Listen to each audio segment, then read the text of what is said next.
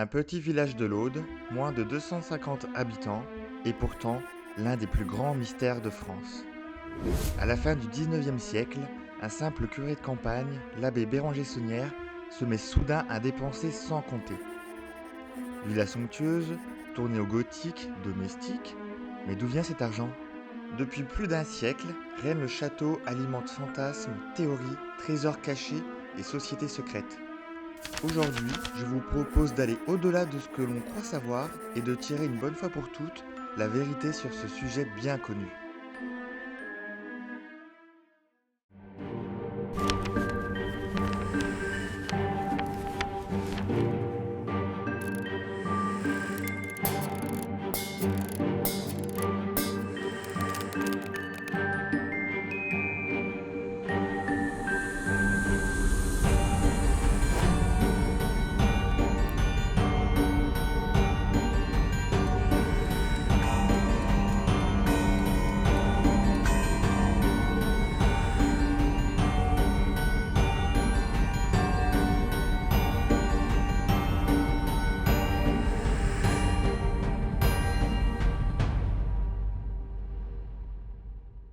Bienvenue sur Obscurious.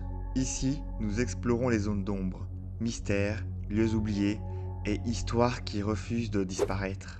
Aujourd'hui, direction Rennes-le-Château, dans l'Aude, pour tenter d'éclaircir le mystère du trésor de l'abbé Saunière.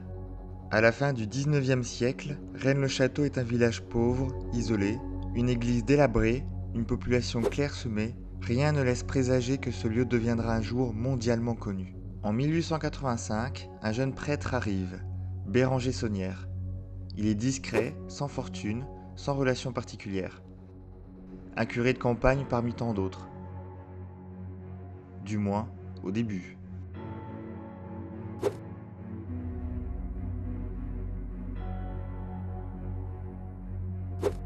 À ce moment-là, personne ne pouvait prévoir que Saunière allait faire rentrer Rennes-le-Château dans l'histoire. À son arrivée à Rennes-le-Château, l'abbé Saunière entreprend la restauration de l'église Sainte-Marie-Madeleine, alors très dégradée.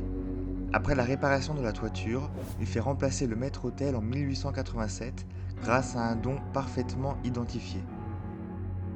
C'est en fait lors de ces travaux qu'apparaît la légende fondatrice. Des ouvriers auraient découvert des documents dissimulés dans un ancien pilier de l'autel.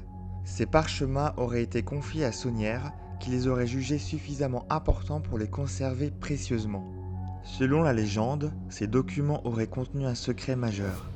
Un secret qui aurait conduit Saunière jusqu'à Paris.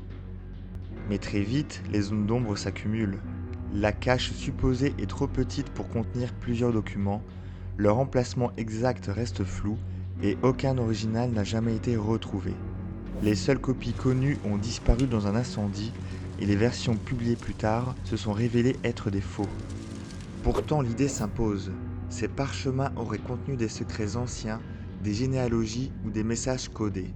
Sans preuve formelle, cette découverte supposée devient le point de départ d'un mythe qui ne cessera de s'amplifier.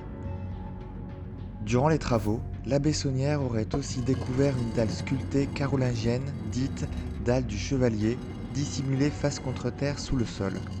Sous cette dalle, un crâne médiéval d'un homme d'environ 50 ans, daté entre 1281 et 1396, sera identifié. Le déplacement de la pierre alimente alors des rumeurs de découverte d'or caché, peut-être enfoui à la Révolution, ce qui aurait encouragé Saunière à poursuivre des fouilles controversées. Très vite, une question s'impose. Si Saunière a trouvé quelque chose, alors quoi exactement? Au fil des décennies, plusieurs hypothèses émergent. Certaines qui tiennent la route, d'autres un peu plus fantaisistes, mais toutes profondément ancrées dans l'histoire. La première piste nous ramène à l'Antiquité tardive. Au 5e siècle, les Wisigoths contrôlent une grande partie du sud de la Gaule. Lors de la chute de Rome, ils auraient mis la main sur un butin colossal. Une partie de ce trésor aurait été dissimulée lors des invasions franques. Certains chercheurs pensent qu'il pourrait se trouver dans l'actuelle région de Rennes-le-Château. Le village se situe effectivement non loin de zones historiquement wisigothiques. Mais malgré des siècles de fouilles, aucune preuve matérielle n'a jamais été mise au jour. Autre hypothèse, et sans doute la plus célèbre. Après la dissolution de l'ordre du Temple au XIVe siècle, une partie de leurs richesses aurait disparu. Certains pensent que ces trésors auraient été déplacés vers le sud de la France, et que Rennes-le-Château ferait justement partie de ces lieux de transit ou de cache. Le problème, encore une fois, est le même. Aucun document fiable, aucune archive médiévale sérieuse ne relie directement les Templiers à Rennes-le-Château. Mais le mythe est puissant et il s'auto-entretient. Passons maintenant à l'hypothèse la plus crédible historiquement, et pourtant la moins connue. Avant Saunière, un autre prêtre officiait à Rennes-le-Château, l'abbé Antoine Bigoud. Durant la Révolution française, Bigoud fuit le pays. On suppose qu'il aurait alors dissimulé des biens appartenant à l'Église, voire des fonds confiés par des familles nobles. Saunière aurait-il découvert cette cachette? Aurait-il mis la main sur un héritage oublié? Là encore, rien n'est prouvé. Mais cette hypothèse a l'avantage d'être historiquement plausible. Mais les soupçons autour de l'abbé Saunière ne reposent pas uniquement sur l'argent. L'église qu'il a restaurée cache aussi une série d'éléments symboliques uniques, parfois dérangeants, qui continuent encore aujourd'hui d'alimenter le mystère. À l'entrée de l'église Sainte-Marie-Madeleine, le visiteur est accueilli par une statue pour le moins inhabituelle. Un diable sculpté, accroupi, soutient le bénitier destiné à recevoir l'eau bénite. Un symbole fort, presque provocateur. Dans la tradition chrétienne, le diable est censé être repoussé, vaincu, écrasé. Ici, il est littéralement porteur de l'eau sacrée. Officiellement, cette iconographie serait un simple rappel que le mal est dominé par le sacré. Mais plusieurs détails intriguent. Le visage du diable n'exprime ni souffrance ni soumission. La statue est placée stratégiquement à l'entrée comme un seuil symbolique. Et surtout, ce choix est extrêmement rare, voire unique, dans une petite église rurale. Alors pourquoi Saunière aurait-il validé, voire commandé, une représentation aussi ambiguë? Autre élément fascinant, le haut-relief représentant la montagne fleurie, une scène de la résurrection du Christ. À première vue, une scène biblique classique. Mais en y regardant de plus près, certains détails interpellent. Le paysage ne ressemble pas à la Judée biblique, mais étrangement au relief réel autour de Rennes-le-Château. Certaines collines, formes rocheuses et perspectives semblent correspondre à des lieux précis du secteur. Plus troublant encore, des chercheurs amateurs ont affirmé que cette fresque pourrait être une carte symbolique, ou du moins une mise en scène géographique volontaire. Une manière subtile de dissimuler un message sous couvert de religion. Enfin, impossible d'ignorer certaines inscriptions étranges disséminées dans l'église. La plus célèbre reste celle gravée à l'entrée, Terriblis est lucusiste, ce lieu est terrible. Une phrase biblique certes, mais rarement mise aussi en avant dans une église.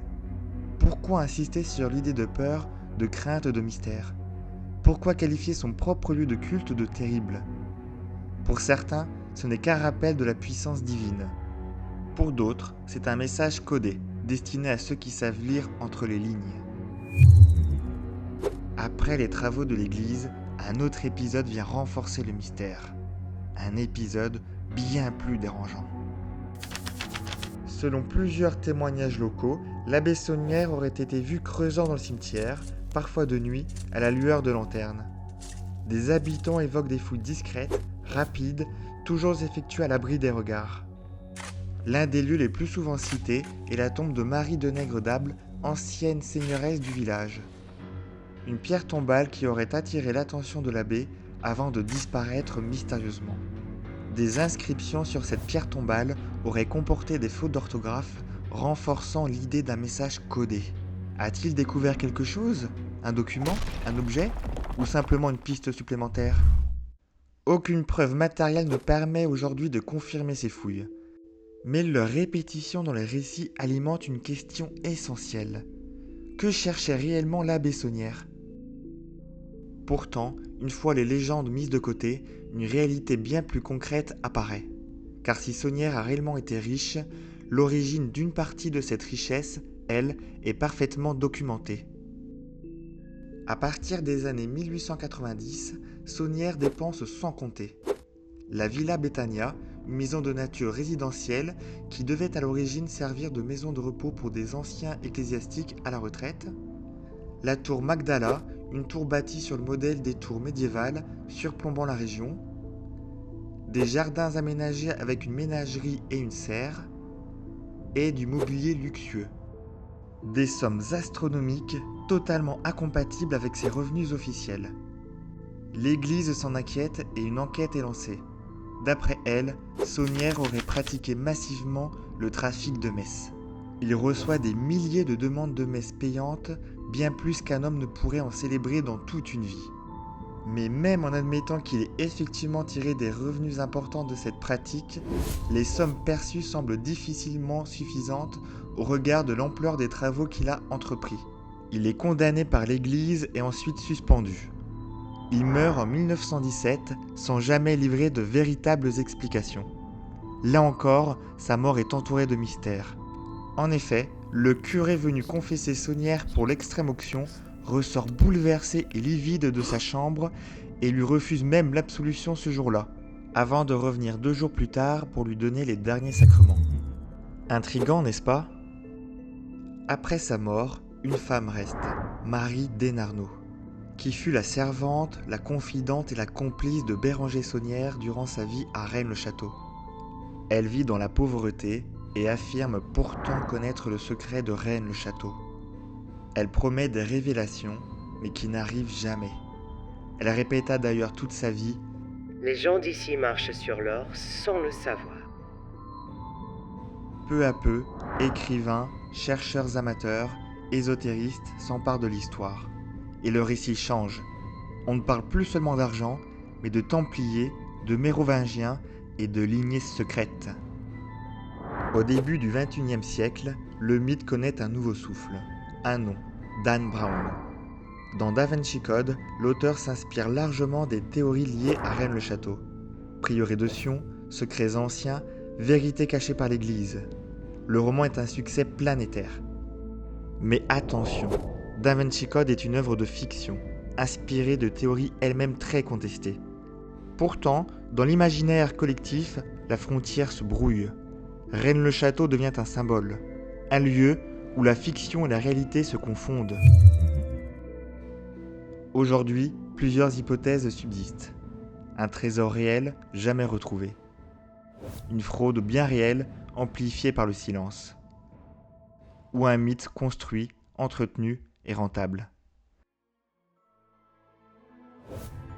Rennes-le-Château attire encore des milliers de visiteurs et continue de fasciner. Peut-être parce que le mystère n'est pas totalement résolu. Ou peut-être parce qu'on n'a pas vraiment envie qu'il le soit.